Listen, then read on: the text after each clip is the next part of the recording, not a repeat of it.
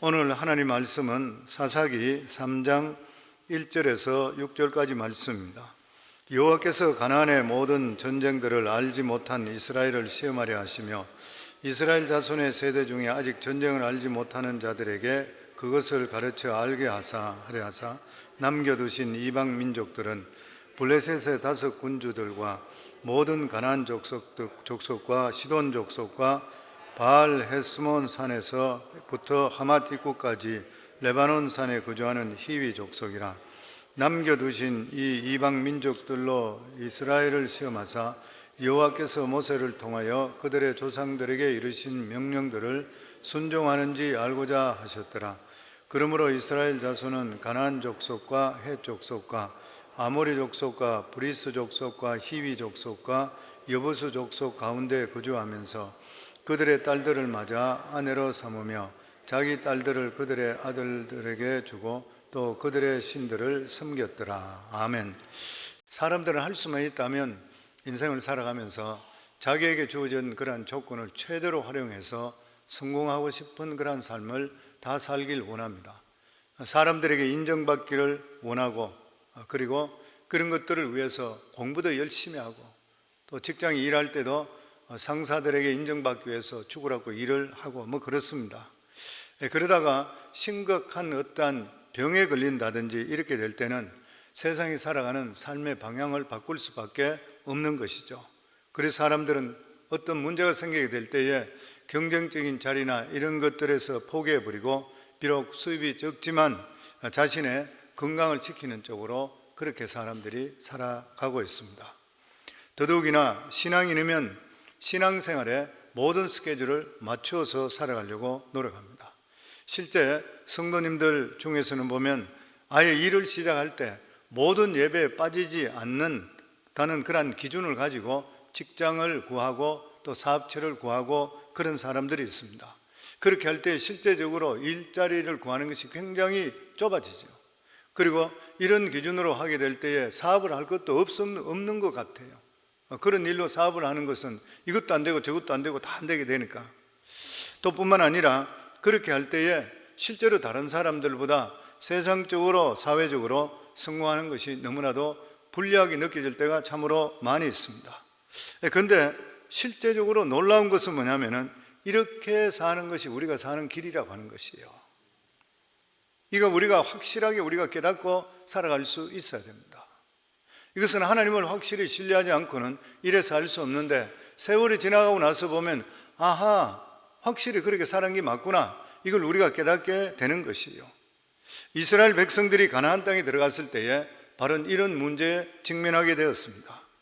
이스라엘 백성들이 가나안에서 하나님 위주로 살려고 하니까 할 수 없는 일이 너무 많았던 것이에요. 그래서 자기들이 잘 살아가는데, 성공하는데 걸림돌이 많이 되었습니다. 믿음이라는 것 자체가. 그래서 이스라엘 백성들은 잠시 하나님을 잊어버렸습니다. 그들의 계획에서 하나님 말씀을 빼버렸습니다. 그리고 그들은 100% 세상을 향해서 모든 열정과 정력을 다 쏟아 부었습니다. 그런데 그 결과는 이스라엘 백성들이 생각하고 기대했던 것과는 정반대의 결과가 일어나게 되었던 것이에요. 왜 그렇게 된 것입니까? 하나님의 백성은 하나님께서 우리 삶을 살아주셔야 되는 것이요, 세상 기준적으로 성공하려고 하니까 하나님께 손을 놓아버리시고 말하는 것이요. 원래 하나님 백성은 세상 사람들보다 힘이 없습니다. 부족한 것이 더 많은 것이요. 그런데 세상 수준과 같은 수준으로 살려고 하니까, 신앙을 가지면서 그렇게 하니까 이것도 안 되고 저것도 안 되는 것이요. 그래서 이스라엘 백성들은 가나안 땅에서 더 많은 적들을 상대해야 됐고, 나중에는 가나안 밖에서 갑절이나 악한 메소포타미아 군대까지 쳐들어와서 무려 8년 동안이나 이스라엘 백성들이 학대를 당했습니다. 여기서 이스라엘 백성들이 다시 깨달은 것은 차라리 자기들이 하나님의 백성이라는 것을 당당하게 나타내고 처음부터 고난을 당하는 것이 훨씬 더 능력이 있고 낫다는 것을 그들이 깨닫게 되는 것이에요. 우리가 하나님을 우리 중심에 살게 되면은 세상에 걸림돌이 많을 때가 참으로 많이 있습니다. 그런데 어느 정도 신앙이 자라고 되면은 하나님께서 우리 길을 열어주시게 되어 있는 것이고, 하나님께서 우리로서는 도저히 이길 수 없는 그런 길들을 이기게 만들어 주시면서 세상이 감당할 수 없는 능력의 사람으로 하나님께 키워주시게 되어 있는 것이요, 이게 우리가 세상에서 성공할 수 있는 그런 길이 되는 것입니다. 우리 1절 말씀입니다. 다시 한번 같이 읽습니다. 여호와께서 가나안의 모든 전쟁을 알지 못하는 이스라엘을 시험하려 하시며, 우리가 생각할 때에 이스라엘 백성 중에 가나안 땅에서 태어나서 전쟁을 치르지 않고 사는 이러한 세대가 인간적으로 가장 행복한 사람이라 그렇게 생각할 수 있습니다. 왜냐하면 애굽 땅에서 태어난 그러한 세대들은 바로의 엄청스러운 학대로 평생 강제노동했던 그러한 시기를 거쳤습니다. 더더욱이나 광야에서 태어난 그러한 세대는 문명이라고 하는 것은 자기들이 접해보지를 못했던 것이에요. 오직 그들은 한평생 가나안에 들어가서 또한 전쟁만 했던 사람, 문명 자체가 없었던 그러한 사람입니다. 반면에 가나안 땅에 태어난 세대는 이런 것을 모르는 복이 많은 그러한 세대인 것이에요. 그래서 가나안 땅에 태어난 세대들은 물질적으로 안정이 되었는 것이고 여유가 많았습니다. 아무것도 걱정할 필요 없이 오직 공부만 하고 출세에만 집중했던 그러한 세대였던 것이에요. 그러나 하나님께서 이스라엘을 평가할 때는 그들이 얼마나 물질적인 복을 많이 받았는가, 그리고 풍성한 가운데 살았는가, 이거로 평가하지 않아요. 우리들도 똑같습니다. 우리가 얼마나 부자로 살았고 얼마나 풍족한 삶을 살았거나 우리하고 하나님께서 우리를 평가하시지 않는 것이에요. 하나님께서는 이스라엘, 하나님 백성을 평가하실 때에 얼마나 위대하신 하나님을 경험했느냐, 얼마나 위대한 능력의 삶을 살았느냐, 이것을 보고 하나님께서는 우리를 평가하시는 것이요. 그런데 가나안에서 태어난 세대들은 하나님이 주신 물질적인 축복은 경험은 했는데 하나님의 기적이나 말씀의 능력, 이런 것은 전혀 체험하지를 못했습니다. 말씀의 능력인지 뭔지 알지를 못했던 것이요. 더 심각한 문제는 그들이 가나안 땅에 사는 이유가 뭐냐면 성공하기 위해서, 출세하기 위해서, 더 많은 복을 받기 위해서 그렇게 생각하고 사는 것이요. 오늘날 한국의 지금 젊은 세대, 더더욱이나 지금 미국에 태어난 우리들의 자녀들과 똑같다 그래 생각합니다. 옛날 보릿고개 이야기하면서 그때는 밥도 못 먹었다 그러면 애들은 지금 들으면 무슨 말인지 몰라서 그러면 빵 먹으면 되지 뭐 이렇게 이야기합니다. 고생이라는 건 전혀 모르는 세대인 거예요. 사람이 부모에게 물려받은 복을 확실하게 이어받으려고 그러면 자신도 고생을 할 줄 알아야 됩니다. 고생을 겪어야 되는 것이요. 자신이 밑바닥까지 내려가서 하나님 말씀을 붙들 수 있어야 되고, 그리고 살아남는 노하우를 배울 수 있어야 되는 것이요. 그래야지 비로소 물려받은 자산을 자기 것으로 만들 수가 있는 것이요. 신앙도 똑같습니다. 신앙도 모태신앙으로 전혀 어려움을 당하지 못하고 있다 그러면 하나님의 살아계신 실체를 정말 체험하지 못하게 되면 자기도 모르는 사이에 형식적이고 종교적으로 빠질 수밖에 없는 것이요. 근데 하나님께서는 가나안 땅에 태어난 세대들을 그냥 두시지 않고 믿음을 시험해 보셨다 그렇게 말씀합니다. 2절에서 4절입니다. 같이 읽습니다. 이스라엘 자손의 세대 중에 아직 전쟁을 알지 못하는 자들에게 그것을 가르쳐 알게 하려 하사 남겨두신 이방 민족들은 블레셋의 다섯 군주들과 모든 가나안 족속과 시돈 족속과 바알 헤르몬 산에서부터 하맛 입구까지 레바논 산에 거주하는 히위 족속이라. 남겨두신 이 이방 민족들로 이스라엘을 시험하사 여호와께서 모세를 통하여 그들의 조상에게 이르신 명령들을 순종하는지 알고자 하셨더라.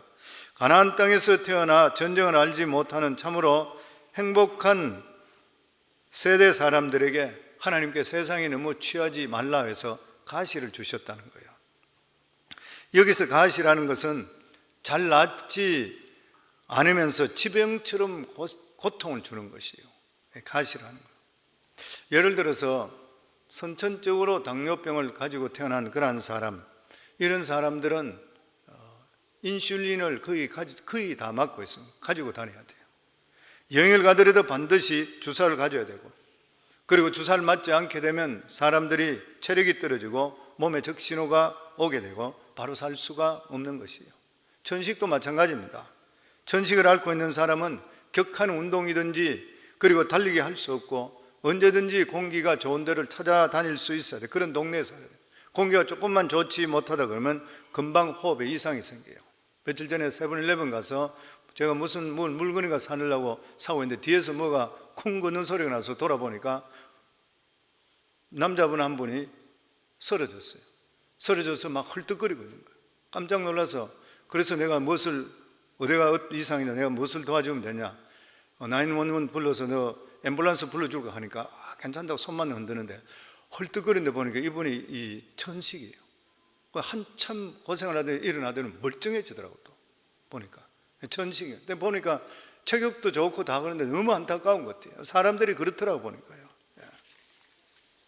가난에서 태어나서 전쟁을 모르고 자란 세대는 걱정이 없었습니다. 그래서 그들은 어떻게 하면 세상에서 성공할 것인가 여기에 대해서 생각하고 달려갔습니다. 그러나 하나님께서는 가난안 세대가 그렇게 하지 못하도록 지병을 주셨는 거예요. 지병 같은 거 줬어요. 이것이 뭐냐면 가시인데 그것이 남쪽과 북쪽에 있는 가시였습니다. 본문에서 말씀하는 남쪽에는 블레셋 다스 족속이고 북쪽에는 시돈과 히위족이라, 그리고 자기가 살고 있는 가나안 땅에 가나안 7족들, 가나안 7족속들이었어요. 결국 이스라엘은 외부에도 적이 있고 내부에도 적이 있습니다. 이스라엘 백성들은 이 가나안 족속들을 처리하는 것을 어떻게 할까 고치를 앓고 있는데 앞뒤로 지금 현재 적이 또한 도사리고 있는 것이요. 이스라엘 백성들은 왜 자기에게 이런 암덩어리 같은 이러한 지병이 있는지를 알지를 실질적으로 못했습니다. 하나님께서 그들에게 이런 지병을 주신 이유가 무엇인 것이요? 이런 가시를 주신 것은 그들이 열조에게 주셨다는 하나님의 말씀을 청종하며 사는지 안 하는지를 시험하기 위해서라 그렇게 말씀하고 있는 것이요.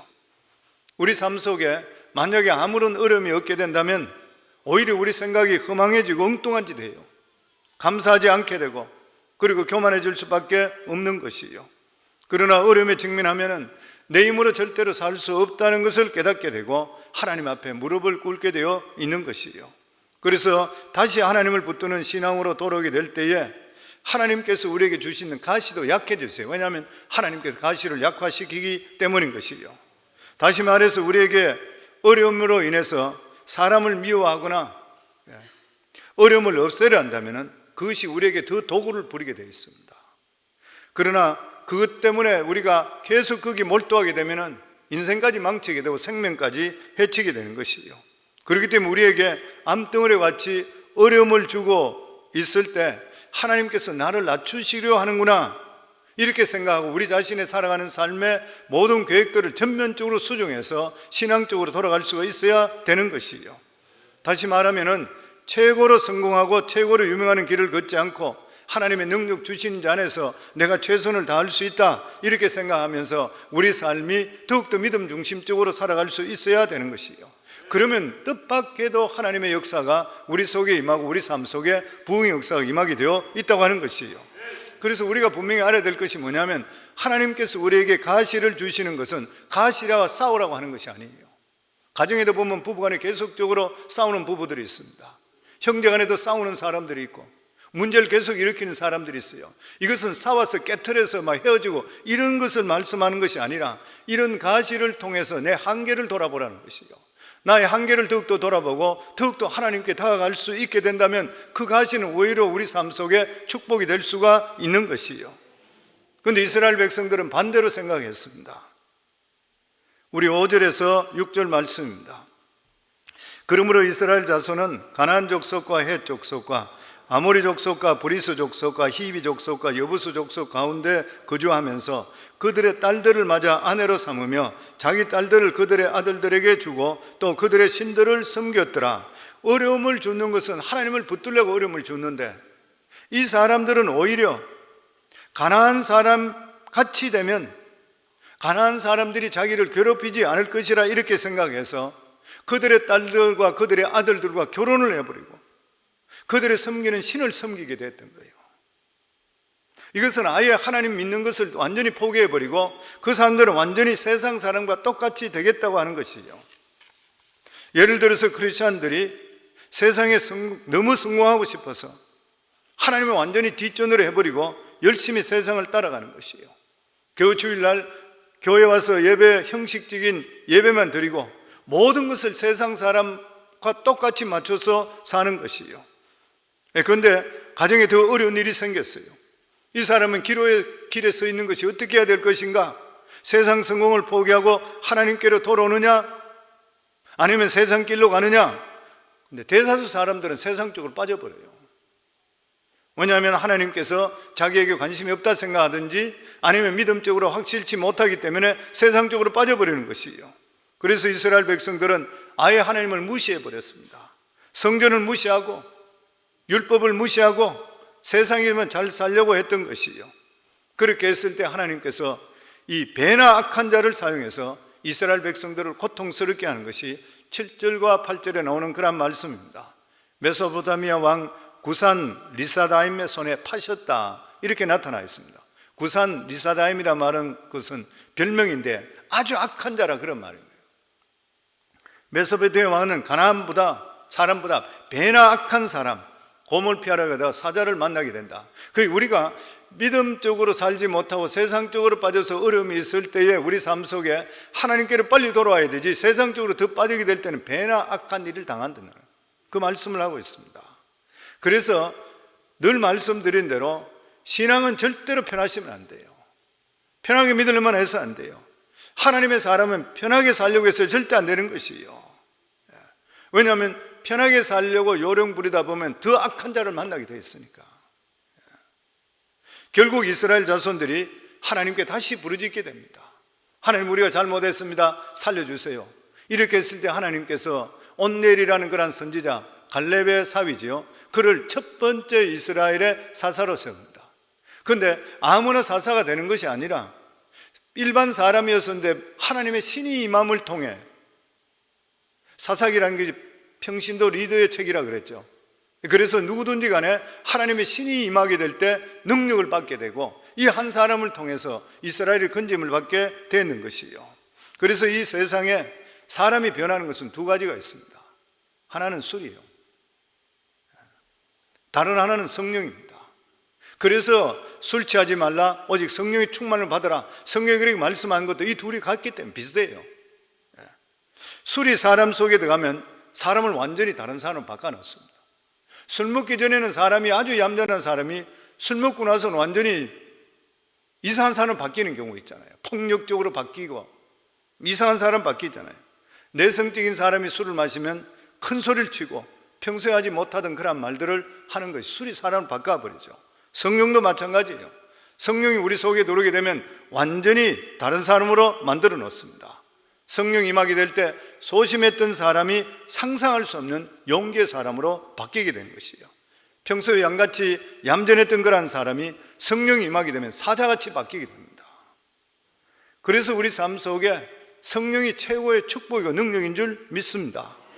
그래서 우리가 이 세상을 살아갈 때에 우리가 믿음의 사람들은 이 세상 살아가는 삶의 원리는 다른 사람과 달라야 돼요. 알아야 되는 것이요.